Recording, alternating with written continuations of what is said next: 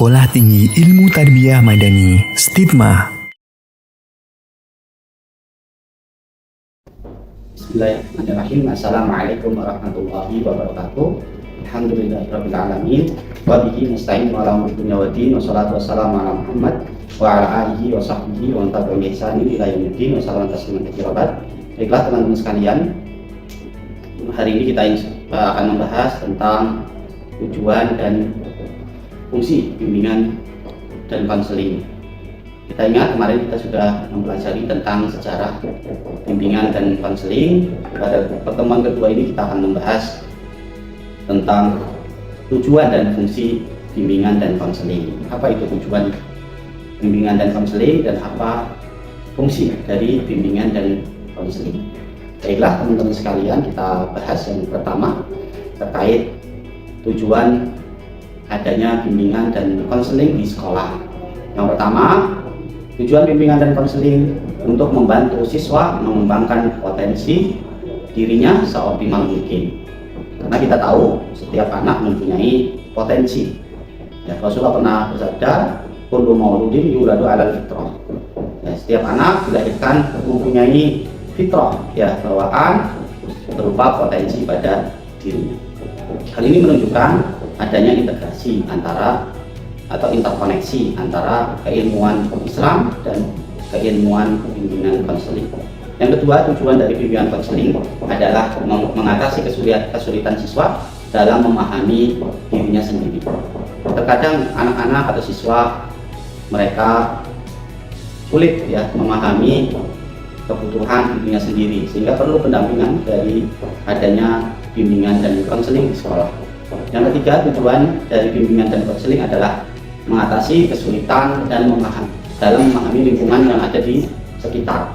Artinya, kadang seseorang atau anak siswa mengalami kesulitan dalam bergaul di lingkungan sekolah atau lingkungan keluarga atau lingkungan masyarakat. Maka perlu adanya bimbingan konseling di sekolah agar mereka mudah beradaptasi dengan lingkungan sekitarnya.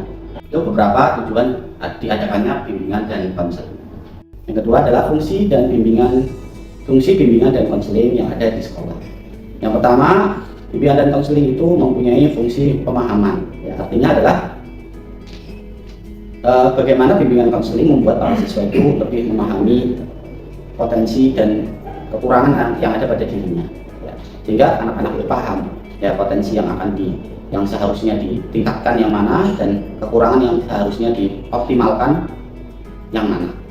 Yang kedua adalah fungsi pencegahan, sehingga adanya bimbingan dan konseling fungsinya adalah untuk mengantisipasi masalah-masalah yang terjadi yang menghambat atau mengganggu proses perkembangan siswa, sehingga fungsi pencegahan ini atau antisipasi ini bisa dilakukan oleh sekolah supaya tidak terjadi gangguan-gangguan di dalam proses pendidikan. Yang ketiga, fungsi pengembangan, yaitu bimbingan dan konseling berfungsi untuk mengembangkan atau menciptakan lingkungan belajar yang kondusif untuk memfasilitasi perkembangan siswa. Sehingga fungsi guru bimbingan dan konseling, bagaimana guru bimbingan dan konseling ini bisa menciptakan lingkungan belajar yang sehat dan kondusif bagi anak-anak. Yang keempat, ada fungsi pengentasan.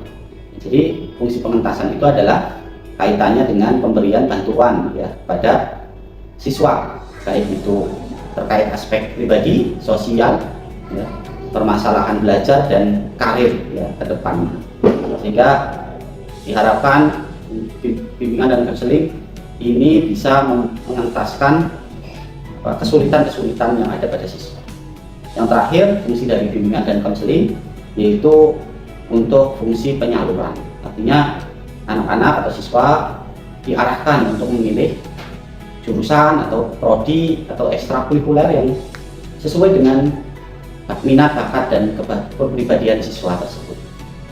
Itulah ada 5 fungsi dari bimbingan dan konseling. Demikian yang dapat kita sampaikan. Semoga bisa dipahami dengan baik oleh para mahasiswa atau teman-teman semua. Kita cukupkan. Wabillahi taufiq wal hidayah. Wassalamualaikum warahmatullahi wabarakatuh.